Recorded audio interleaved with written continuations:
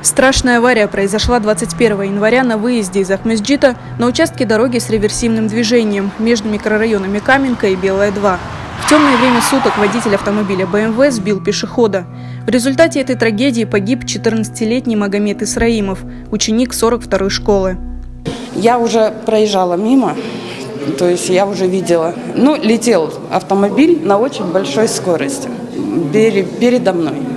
Буквально передо мной он летел на очень большой скорости.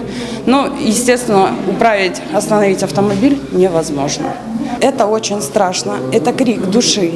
На сегодняшний день наши дети страдают от этого. У меня также ребенок переходит каждый день дорогу. Это горе объединило людей. На пятничном намазе жители крымско-татарских массивов собрали 50 тысяч рублей в помощь семье погибшего ребенка.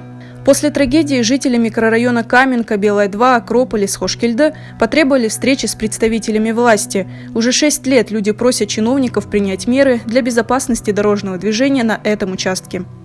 Мама переходила дорогу днем, в светлое время, 3 часа дня по переходу. Ехала нестандартный большегруз с большой металлической конструкцией, метров, наверное, 6 была труба большая. Она не остановила перед пешеходным, не сбросила скорость. И перед носом у мамы она успела вывернуть руль, выехать на встречную полосу, остановила, металлическая конструкция, поехала с кабины вперед, упала на землю. Вопрос был по транспорту.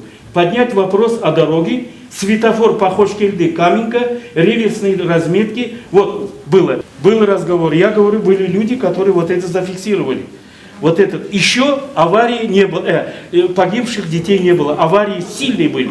То есть там пострадали, руки-ноги поломали, крик был. А тут уже после этого ребенок погиб. Вот сейчас люди сидят.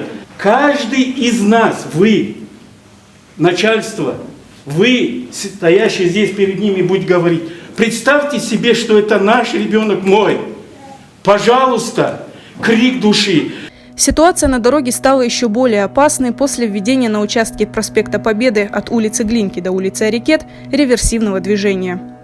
Увеличился поток машин по нашему феодосийскому направлению и изменили движение на дороге на реверсивное.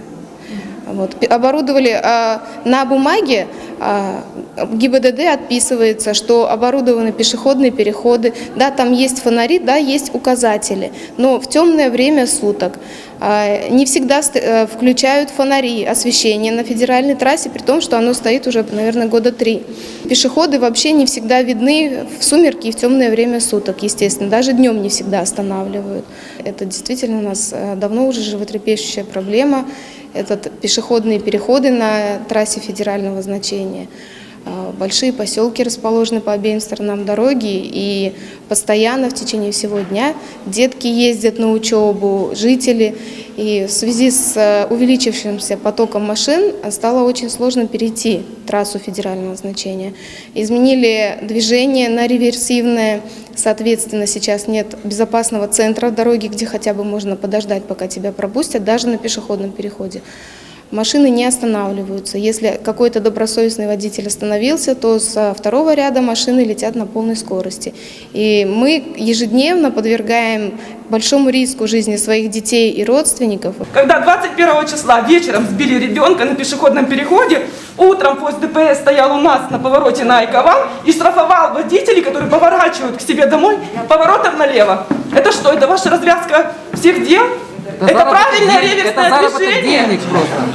Почему вместо того, чтобы охранять наших детей и помогать людям, вы еще делаете людям такие ущербы? Как там сделать развязки?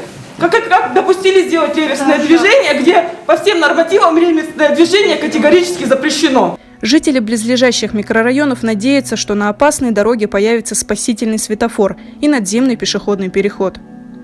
В понедельник будем собираться и с инициативной группой, рабочей группой мы определим те места, где необходимо будет в первую очередь обеспечить обустройство на первом этапе пешеходных переходов с вызывной фазой. В последующем, второй этап, это у нас, конечно же, реализация самого проекта по реконструкции участка автомобильной дороги, в котором будут уже применены все возможные меры по обеспечению безопасности, в том числе и по возможности обустройства надземного пешеходного перехода. Опасную дорогу ежедневно с риском для жизни переходят 150 детей, которые идут в школу. Местные жители говорят, на выезде из Акмесджита в районе Каменки несколько таких небезопасных для пешеходов участков и ждут от властей действий, которые остановят гибель детей.